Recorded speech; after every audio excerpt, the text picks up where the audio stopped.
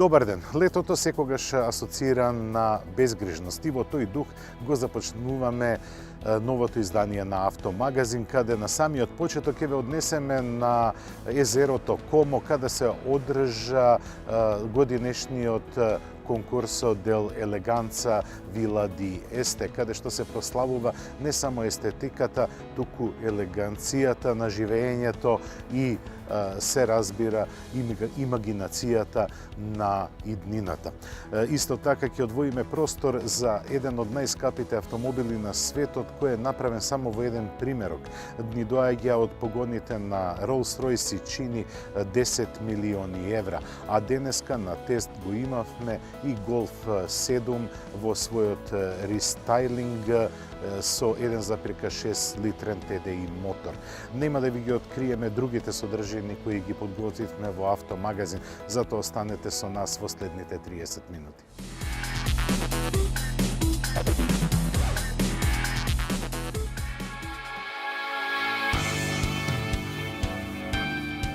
Во ниту еден речник во светот не постојат вистинските епитети да се опише убавината која секоја година се собира на конкурсот дел елеганца Вила ди Есте. Затоа и никој не се труди да го преведе називот на оваа гала изложба на автомобилската елеганција. Нејзиниот култен статус е резултат на континуирана работа од 1929 година. За правилата за учество попрво би рекле дека се прецизни отколку строги, но во ниту еден случај лесни за исполнување. Затоа и се што ќе се појави на неа заслужува награда. Учесниците и одбраната публика знаат да го ценат тоа и со историски коректната гардероба создаваат единствена атмосфера. Годинава темата беше околу светот за 80 дена возење низ времето на рекорди. Секој од класичните возила на 2 или 4 тркала имаше оставена успешна трага во спортот или постигнато некој рекорд. Најпрестижната награда Копа ди Оро Вила ди Есте сепак сосема заслужено е освои уникатниот Лурани Нибио од 1935 година. Отворениот едносет воодушеви со перфектната состојба во која се наоѓа и фасцинантната надпреварувачка историја што ја има оставено зад себе.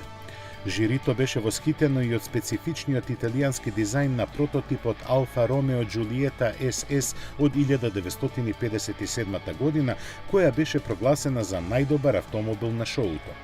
Елегантните и складни линии на каросеријата како резултат на 3 аеродинамични истражувања и во тоа време, и сега, после 60 години, ја сместуваат оваа убавица меѓу стварноста и фикцијата. Во неа пак дебело навлегува Рено Трезор, кој е прогласен за најубав концепт. Прилично радикален беше и моторциклот на иднината на BMW, кој последнава деценија е покровител на овој спектакуларен настан што и годинава ги надмина очекувањата. Уживајте во едноставната синтеза на минатото и иднината, видена низ објективите на брегот на езерото Комо.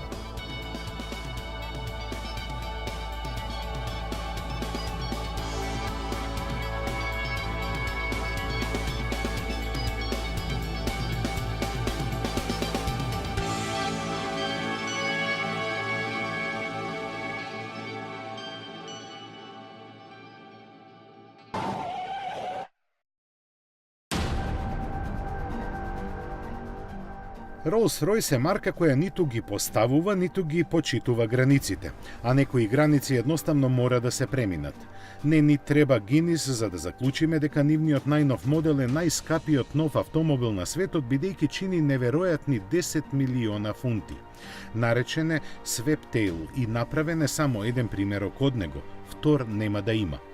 Приказната за овој уникат започнува пред 4 години, кога еден неименуван клиент побарал од Rolls-Royce да му направат автомобил само за него, но имал еден услов и тој активно да учествува во неговиот развој. На почеток скептични, британците сфатиле колку е сериозен кога ги погледнале неговите прецизни и специфични барања. И така, цели 4 години тој бил дел од тимот со кој заедно е создаден новиот прескап убавец. Само на финалната монтажа 60 луѓе имаат работено 400 часа. Се забележува дека инспирација за дизајнот се луксузните јахти, од каде се преземени неколку решенија. Покрај маската со аристократска големина, на предниот дел се истакнуваат и двете единечни светла.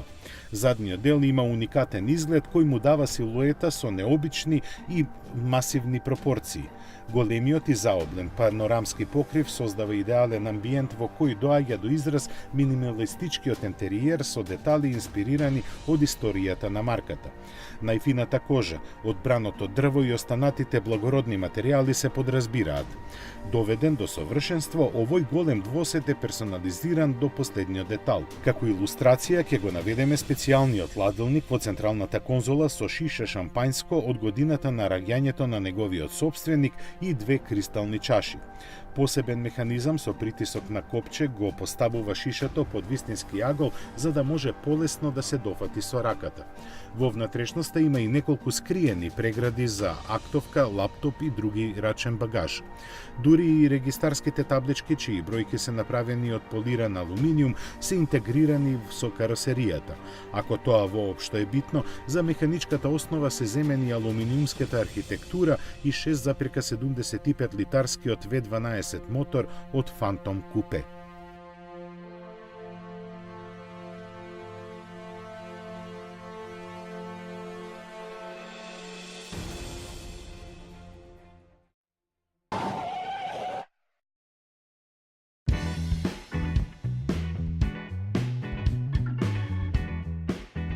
После американците, Volvo и на европјаните ќе им го продава S90 произведен во Кина.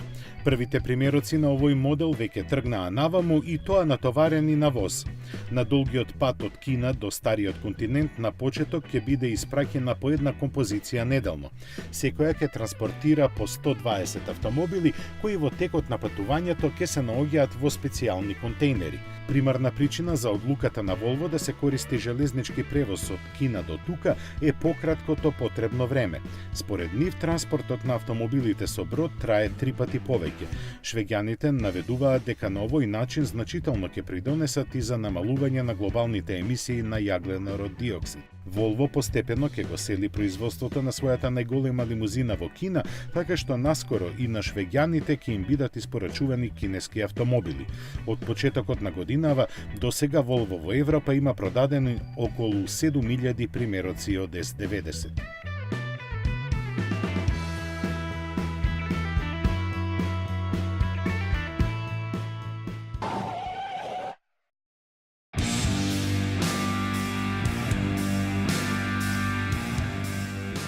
Кога некој нов модел на автомобил ќе се појави, сите зборуваат за него, но кога некој ќе престане да се произведува, никој не го споменува. Овој сепак треба да се спомене, бидејќи со него завршува една ера. Се работи за Citroen C5 кој повеќе нема да се произведува во Франција. Ќе продолжи да живее во Кина, но тоа веќе е дел од една друга историја на Citroen. Во оваа во која тој има свое поглавие, ќе остане запаметен како наследник на легендарната Ајкула. Од неа го диференцираат генерации други модели и значително поконзервативниот дизајн, но го спојува техниката. Го доби во наследство хидропневматското ослонување кое беше стандардно кај поскапите верзии.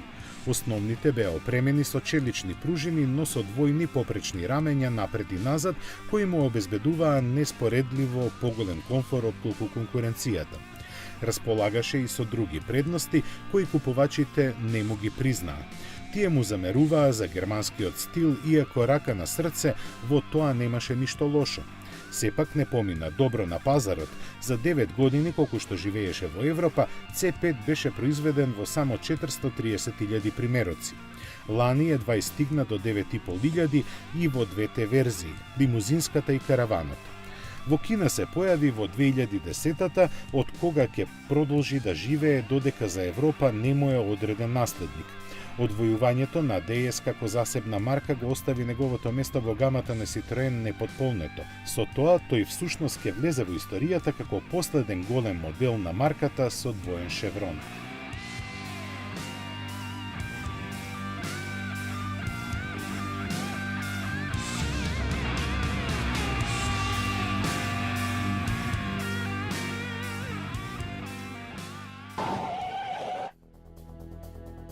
Електропогонот во автомобилите не е ништо ново, а тој ги осваја и двете тркала. Една калифорнијска компанија веќе 15 години е сконцентрирана на развој на електричниот погон на двете тркала, а со своите 6 модели несомнено е дека ќе има голем интерес и на европскиот пазар доколку се појави. Од другата страна пак на Калифорнија преку Пацификот се наоѓа Јапонија, а во Јапонија се наоѓаат погоните на Мазда.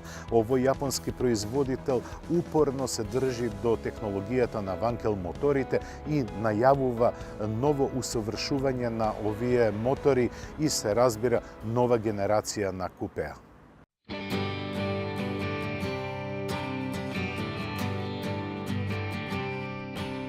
Од летово, освен за безбедноста, американските полицајци ќе се грижат и за човековата околина со хибридните возила на Ford.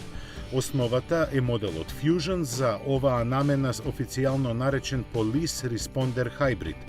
Тој во однос на стандардниот патролен автомобил има значително помала потрошувачка на гориво. Во Ford проценуваат дека годишно ќе се заштедат околу $4,000 по возило. Посебно интересна за полицајците е можноста за тивко возење, бидејќи овој автомобил може да се движи само на струја со брзина до 96 км на час. Заради потешките услови на работа, опремен е со засилено ослонување и специјални пневматици. Ford не ги објавува неговите перформанси, но тие најверојатно се истите како и кај стандардниот Fusion Hybrid. Максималната брзина од 187 км на час и забрзување до 100 за 9,2 секунди.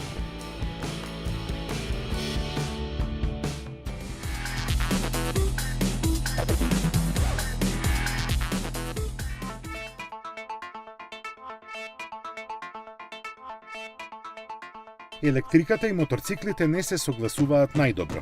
Големата тежина на батериите просто ја убива нивната најголема предност, подвижноста. Но предизвокот беше преголем за поранешниот инженер на НАСА Нил Саики да се откаже. Тој пред 11 години ја стартуваше компанијата Electric Cross само со една цел – да направи електричен моторцикл.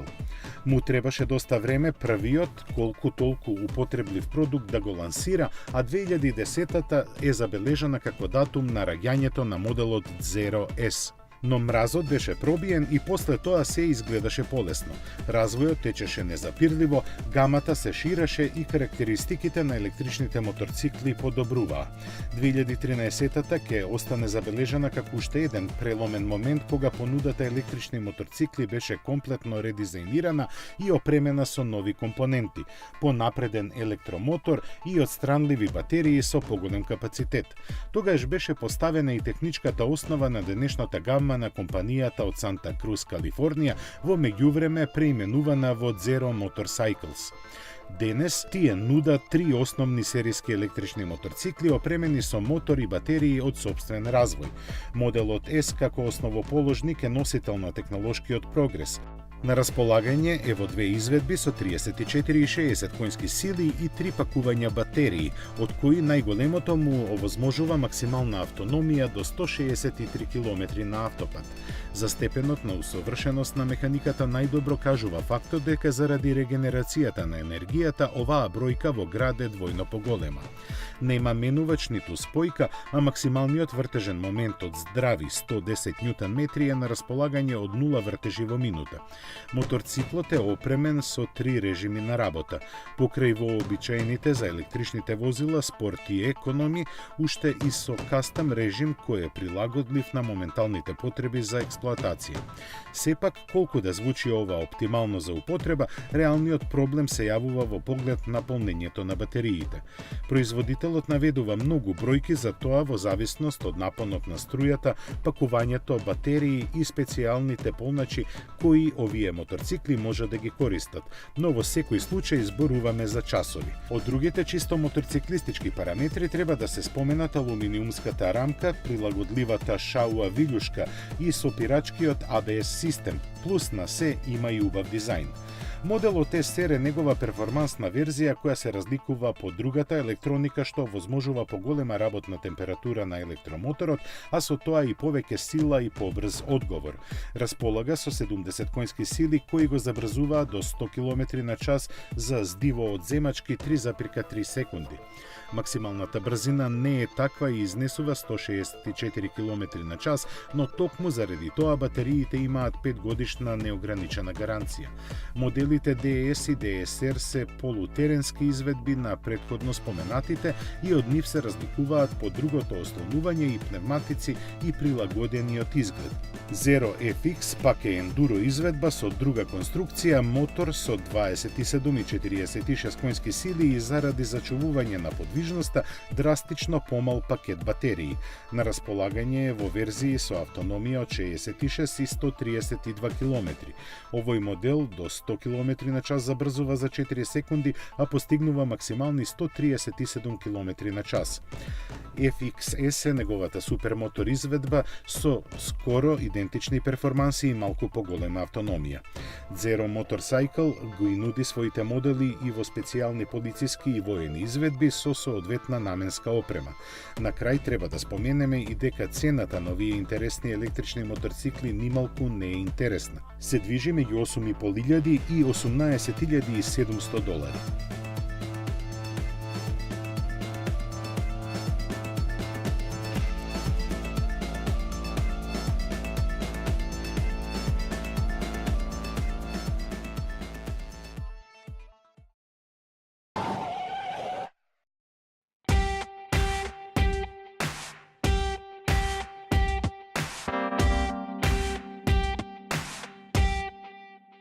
Доскоро Mazda беше единствената марка во светот која произведуваше возила со ротациони ванкел мотори.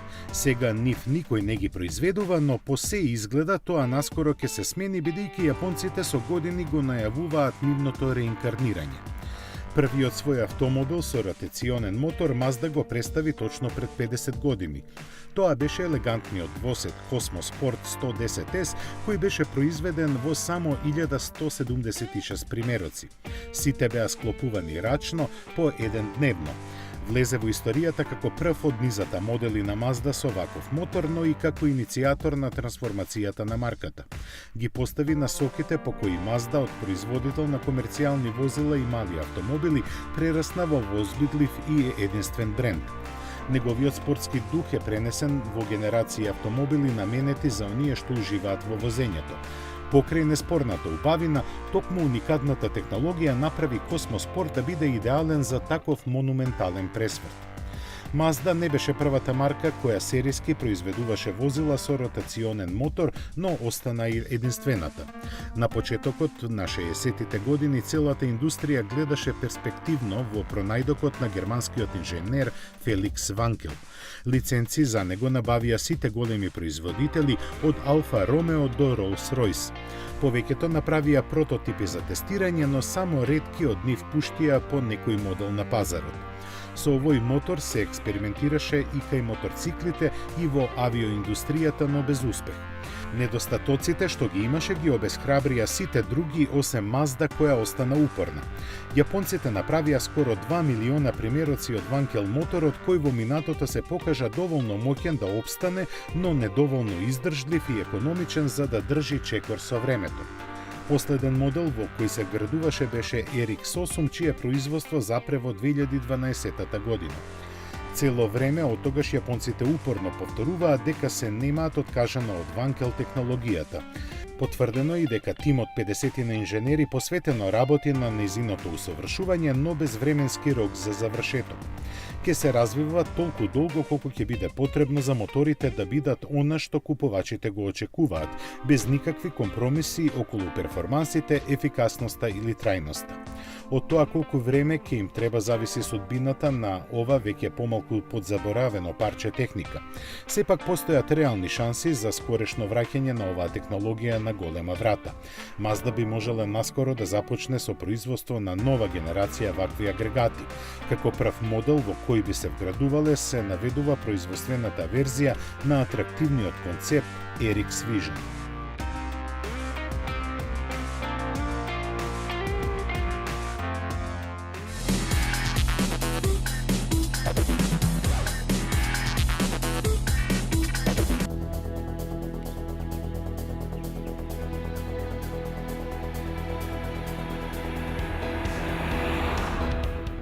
како што најавивме на самиот почеток на емисијата, денеска на тест го имаме Golf 7-та генерација, која доживеа неодамна свој рестайлинг. Инаку Golf како модел се протега повеќе од 40 години низ автомобилската историја и представува еден од најпродаваните автомобили во светот. Исто така, не само што е најпродаван, туку е и најконтроверзен. Голфот може да го сакате или да го мразите. Трето не постои. Јас сум еден од ретките кои има амбивалентни чувства кон голфот.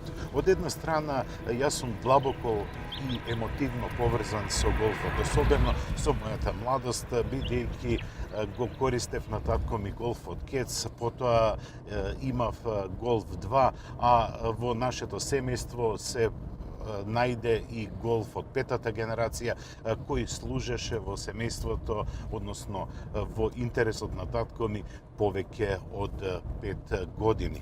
Од една страна, мене голфот ми лежи на срце. Од друга пак, кога ќе размислам рационално, можам да најдам многу критики за него, но тие критики се субјективни, не објективни.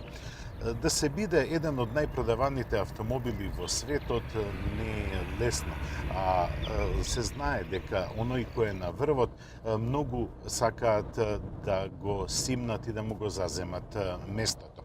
7-та генерација нарасна за 15 сантиметри во должина во однос на 6-та генерација. Голфот секогаш не бил еден од најголемите автомобили во класата, но секако бил секогаш еден од најкомотните. Искрен да бидам, не можам да сватам како на 4,20 метри должина може да се има толку многу простор на предните седишта, но и на задната клупа. Во Голф комотно може да се возат 5 патници, а на задната клупа без многу притискање може да се сместат тројца. Рака на срце, не на многу долги патувања, но за кратки релации нема да осетат никаков проблем. Што се однесува до рестайлингот на 7-та генерација, за чиј волан се наоѓам сега, мора да имате детективско око за да забележите каде се направени некои измени. Јас не можев да забележам радикални измени, но тоа е и поентата на дизајнот на Volkswagen. Не е радикализам, не револуција, туку еволуција. Инаку, што се однесува до возните својства, Голф од 7-та генерација е вистински погодок.